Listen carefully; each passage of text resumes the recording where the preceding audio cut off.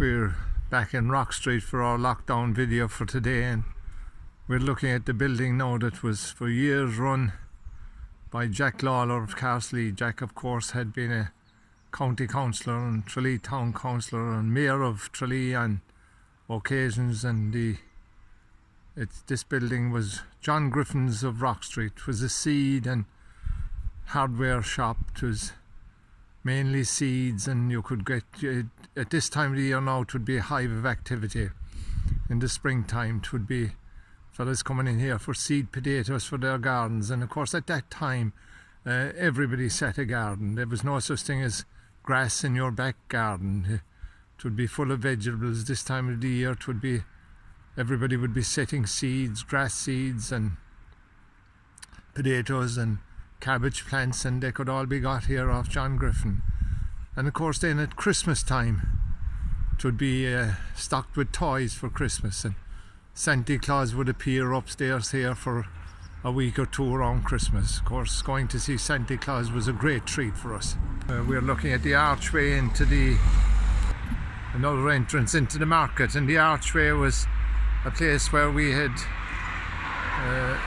I remember bringing one time in Oak Park we made a raft, and we brought it down on a Saturday. We carried it all the way down and we parked it in here on our way to the basin overnight on Saturday. Came back on Sunday morning and continued our journey to the basin with our homemade raft, after which we put it into the water and it duly sank.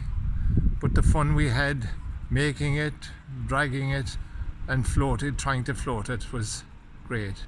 Glazier's pub, the father of Frank and Pat Glazier and Tom, they had a pub here, and the pub of course did very well here with the market, farmers coming to the market, and they would go into Glazier's and they would park their cars and they would go in maybe to Latchford's and order meal and stuff for the house, and they would go into Glazier's and have a few pints before they'd venture off home. Michael Godley ran the pub here until he retired in the last couple of years. The pub is now closed, like many of the pubs in Rock Street. I think this was known as Kilcooley's Corner. For what reason I don't know, somebody will fill me in. Of course the well-known Florrie Carroll had the chemist shop next door for many years through the 50s, 60s, 70s and into the 80s. And the chemist shop is still operating under the O'Carroll name. The name over the shop is in Irish and it was run by Mr. It might be early on a Monday morning, but Jimmy Moran from Moran's shop in Strand Road, Strand Road, I'll be doing at a later date, is out early in the morning getting ready for his day's work. Bye bye Jimmy. Thanks, Mike. That was Jimmy Moran there, of course. Jimmy, being from Strand Road, took an awful chance coming up the rock. Jerry Kelleher and his mother ran the shop here for many years, and when the shop was in semi-closed state, Jerry used to collect rocks, stones and sell them here on the window. The window used to be covered with rare and unusual stones. He'd gather from beaches and rivers and walks from all over the county. West Bacon shop was at one time was a forge owned by Michael Tagney of Rock Street. Michael Tagney came from up by the big river and he ran a forge here. I can't remember, but he went off to America after and worked as a farrier in America. Going back to Glazier's pub again, of course part of that was the red doors there at the side, the double doors. Tom Galvin from Ballard, who would have been an uncle of Tom and Paddy Bailey, ran a fruit and veg shop here. The doors were open and the vegetables and the fruit and the local produce was displayed, and Tom himself had a market garden above in Lovers Lane in Ballard. As we moved down the rock then, of course, you had the what was affectionately known as Mikey Ger Sullivan's. Of course, Jerry Sullivan ran the extensive carpet and furniture shop here for many years and came from a hostel near Castle Gregory, and it was called Mikey Ger's because Jerry Sullivan's father was Mikey Ger, and he would have been well known. He had a shop back in as the corner of the road there leading to Glowntonasig, and in later years the O'Sullivan Marine, Jerry himself started O'Sullivan Marine, which is still being run by the O'Sullivan family but has moved and is internationally well known now. Has moved, the O'Sullivan Marine then moved into the vacant Kerryman premises, and latterly moved to a premises in the industrial estate in Mona Valley. And Dennis Marr was the salesman inside O'Sullivan Marine for many years. Dennis, of course, was a member of the large Maher family that came from Railway Terrace. This is, of course, we are now across from Kelleher's Hardware, of course.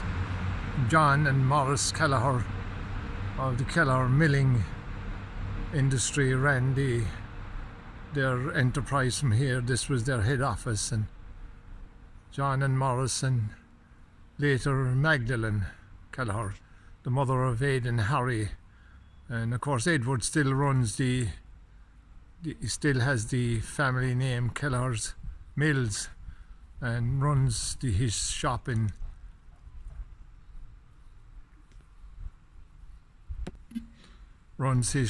the Boyles Industrial Estate near the racecourse in Ballybeggin and Clash.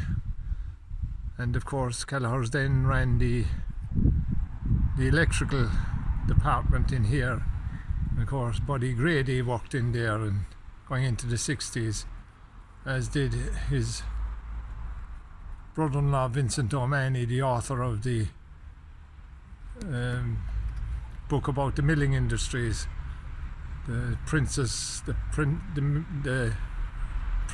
the milling industry, Vincent's very popular book. And of course, leading down from that end, of course, you had as I say, then of course many families lived in the rock and below. As we look down now towards Paddy Mercer's house, Paddy was worked in the Kerryman and Tralee and was involved for years with the Festival of Kerry. He ran the stewarding operation for the Festival of Kerry. This building, of course, was the headquarters of the Kerryman in Tralee, run by Dan Nolan, his brother Nathan.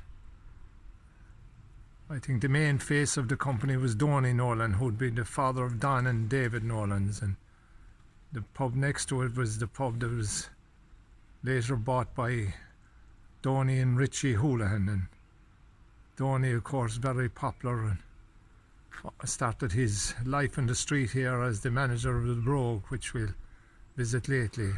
And of course at that time too, the father of Peter Harty, who runs CH Chemist with his sister Claire, brother Finan, started his business here, his pharmacy here, under the name CH Chemist. Finan operated here for a few years until he went to the Mall. That shop in the Mall we'll cover at a later stage. The phrase "from little acorns become mighty oaks" comes to mind when we talk about Finan Harty, as the business is now huge, multi-million-dollar business. Getting back to the Kerryman here, of course, there was a bunch of fellas inside here on the Kerryman, and women, of course, they were always up to no good. You couldn't put anything past them. I remember a story being told of Paddy Mercer. He used to come and go to work at lunchtime, and he had a pair of nice soft shoes that he used to wear in the workshop when he'd be at work, and he would change going home at lunchtime, and he came back from lunch one day and his pair of working shoes were nailed to the timber floor with 6-inch nails. And years later, as a joke to myself, the boys put an ad in the Kerryman at Christmas time that I had turkeys for sale. And when I got home to lunch one day, my wife said to me, the phone is ringing all day, people looking from all over the country for turkeys. And Paddy Garvey, who now lives in St. Brendan's Park, told me one day that of course the ad wasn't paid for, and the problem they had in placing the ad in the paper to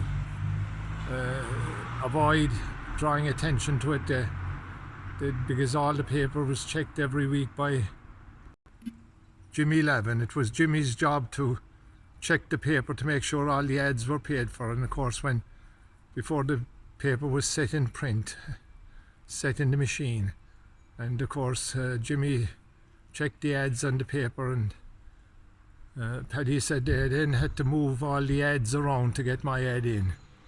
Turkeys for sale with my phone number. I'll never forget it. The phone was ringing all of Christmas. In the end, I had to tell my wife, just tell them the turkeys were gone.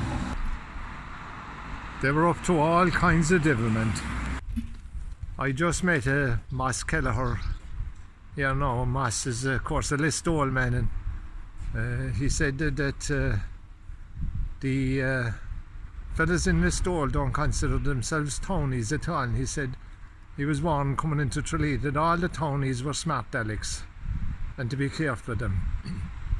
Moss of course worked in Boyles in Clash for a long time, and I suppose the phrase smart Alex could be associated here with the crowd that worked in Kelleher's. Of course the little shop in the corner there was Bridie Enright. Bridie Enright ran a little wool shop there. Again, we'd come down for wool for our mothers for the knitting to Bridie Enright. Bridie was the wife of Jackie Ryan. They lived in Castley. Jackie had a taxi service. He used to do a lot of stuff for the GAA because he was one of the great footballer players of the 30s and into the 40s. The Rock Post Office, of course, is still here. It's surrounded now by Garveys, and of course the Garvey enterprise will take over the shop post office shortly, because it's moving.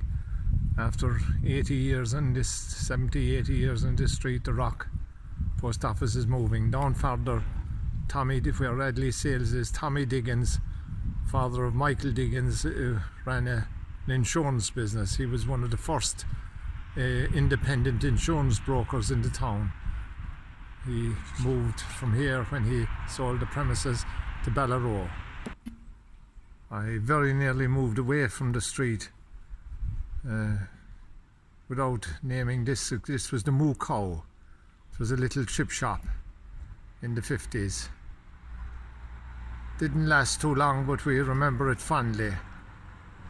Of course, the building that dominates the street for many years, and we can't leave without speaking about it. The Horgan family ran a pub here for many years. Anita, Eileen, Bill, Willem Horgan. They sold the premises in the 60s, the early 70s to the late 60s to Richard Chute and Michael Brennan. Michael Brennan came to town. He was a plumber, and Richard Chute bought the premises and turned it into the Brogue Inn. Their manager at the time was the well-known Donny Houlihan from O'Reilly's Villas. Donny, of course, a great Strand Road man. When later Donny and Richie bought a pub across the road near the Kerryman and ran their own bar there for many years. Of course, Billy Kirby from back around near Artfelt, and his wife Mary ran the Brogue Inn bar here for many years. Of course, Billy and Mary, Billy was the heart and soul of Rock Street.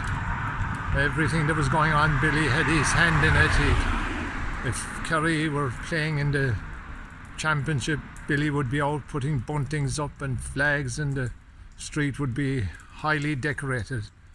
And of course he was a great character. One day he'd fight with you, and the next day he'd have his arms around you. We'd be friends again.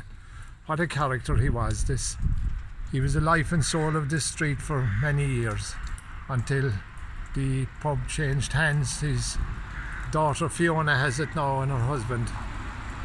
Her husband's name, I think, is Michael Cotter. And there's a story told about this pub, and during the heyday of the festival, when the crowds would come to town and there'd be campsites, the town would be flooded with hundreds of thousands of people. This chap was staying in the Bridge Inn, which was just around the corner from the Garda station below on the left, and it was later on in the day, and he'd been out drinking all morning, and he'd gone home and he'd had a bit of a sleep, and he came up here anyway at the side of Billy Kirby's brogan. He went in the side door there, which was near the stage where the bands would be playing, and Billy was inside the door, and Billy stopped him coming in. He said, "You're drunk, get out." And he put him out the door here at this side, and he went around the front, walked up this way using the wall to stabilize himself, and he went around the corner. He came around the corner, still hanging onto the wall, grabbed the windowsill here, and went in this door. And he went in, of course, he staggered in the door, fell in the swing doors inside, and of course Billy met him again inside the door, and he says, "Get out," he said, "you're drunk."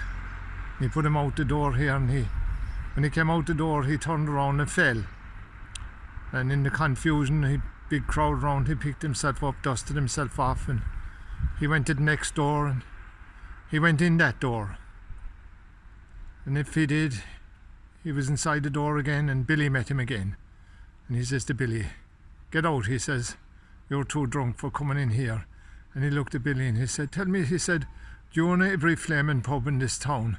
And of course, when Horgan's originally owned this bar, it was a much smaller bar. The premises next door, which now makes up part of the bar, was owned by the Lee Strand. And we're looking down into Russell Street as we leave Rock Street. But before we leave Rock Street, there's one family who we like to remember. We can't leave Rock Street, of course, without remembering the bar that was Dan Connor's bar, of course, that Mary Jo MacDonald we remember.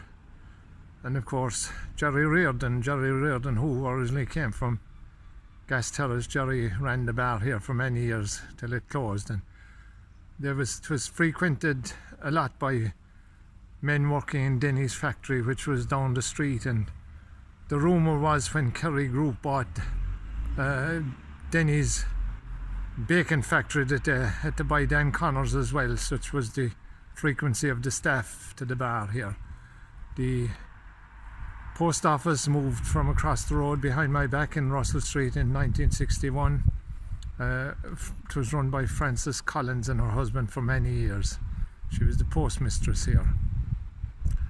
It's about to move, as I said before. Of course, next door was Power's, the Bon Bon. Mick Power had the Bon Bon. I'm not sure now. I think the Bon Bon and run by Mick Power and Rita Regan's were side by side with each other. Rita Regan's was also Rita and Bob, and of course Bob was O'Connor, but he was never known as Bob O'Connor. He was always Bob Regan. And Rita ran the shop here, and another shop that you could go in and sit down in the back and have milk and buns on. Okay, I'm sure in my walk down memory lane today in Rock Street I will have forgotten some places, but no doubt it will trigger memories in you all as it has in me, and you'll remind me and you'll remind each other of the things that I missed in today's lockdown video.